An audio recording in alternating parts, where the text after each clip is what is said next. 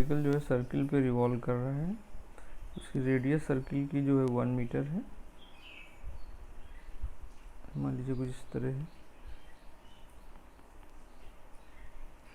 Centre मान लो O है, पॉइंट A से चलना शुरू करता है लाइक दिस।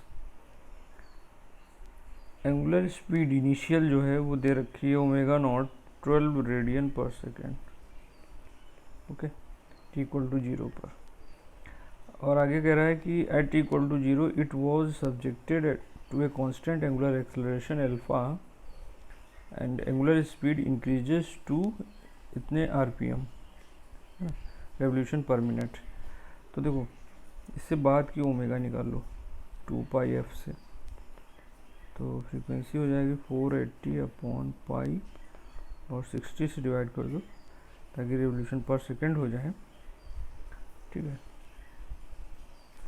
ये हो जाएगा 16 रेडियन पर सेकेंड और ये है t इक्वल टू 2 सेकेंड पर, ओके। फिर आगे देखो कह रहा है कि particle continues to move with attend speed. इसके बाद एक्सेलरेशन ख़त्म हो जाता है एंगुलर वाला और उसके बाद लगातार कांस्टेंट एंगुलर स्पीड से घूमता रहता है। तो सबसे पहले ए पार्ट में हम लोग निकालना है कि एंगुलर एक्सेलरेशन की वैल्यू कितनी होगी, ठीक है। तो देखो मान लो कि जब एंगुलर एक्सेलरेशन है तब तक वो इस पॉइंट बी तक पहुंच पाता है। तो लगा दीजिए first equation omega equal to omega naught plus alpha T.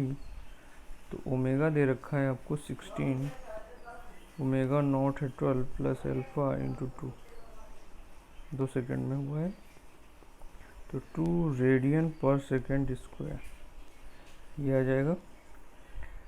इसके बाद देखो बी पार्ट में कह रहा है कि tangential velocity of particle as a function of time. देखो पहले आप ये करो कि यहाँ पर ओमेगा किसी टाइम t पर निकालो, लेकिन वो तब की बात है जब t लेस देन 2 सेकेंड्स।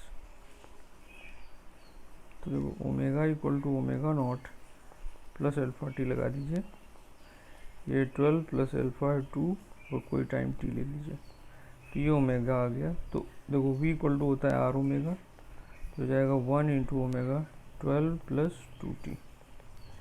तो इस तरह से v निकाल लेंगे, तो ये भी आ गया 12 प्लस 2t, लेकिन ये तब है जब टाइम लेस देन 2 सेकेंड्स है। इसके बाद देखो अगर t ग्रेटर देन 2 सेकेंड होगा तो उस समय जो v है वो r इंटू बाद का ओमेगा, ठीक है। तो 1 इंटू बाद का ओमेगा तो कांस्टेंट है वो 16 पर चला जाता है, तो 16 रेडियन पर सेकेंड हो जाएगा t ग्रेटर देन 2 सेकेंड्स में, ओके। इसके बाद सी पार्ट में आ जाओ। सी में कह रहा है acceleration of particle at t equal to 0.5 second. तो देखो 0.5 सेकेंड जो है 2 सेकेंड से कम है। तो आप पहले क्या करो, ये जानते हो कि ऐसे मोमेंट पर इसके पास अल्फा भी है, तो अल्फा होने का मतलब है टेंजेंशियल एक्सेलरेशन भी होगा। तो मान लीजिए 80 है तो टेंजेंशियल एक्सेलरेशन होगा r अल्फा, तो 1 इंटू अल्फा 2, तो ये 2 आ गया। और देखो सेंट्रीपिटल एक्सेलरेशन भी होगा v स्क्वायर बाई r से। तो 0.5 सेकेंड पर जो वेलोसिटी होगी वो देखो यहाँ से निकाल सकते हो, ये वेलोसिटी इसमें 0.5 रखेंगे तो आ जाएगा 13, तो 13 का स्क्वायर अपॉन 1, तो ये 169।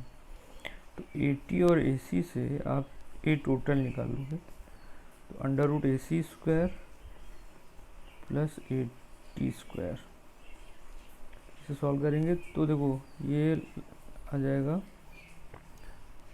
169 का स्क्वायर प्लस 4, तो ये वैल्यू अप्रॉक्सीमेटली आप मान सकते हो 169 आ जाएगी, ओके।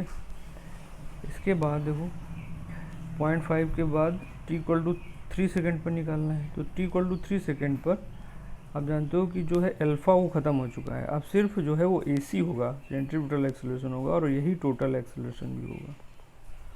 और ये वैल्यू देखो v स्क्वायर बाई r से निकालोगे और 3 सेकेंड पर जो वेलोसिटी है वो कांस्टेंट हो चुकी होगी और वो 16 का स्क्वायर अपॉन 1 से आ जाएगी, तो ये हो जाएगा 16 का स्क्वायर मतलब 256।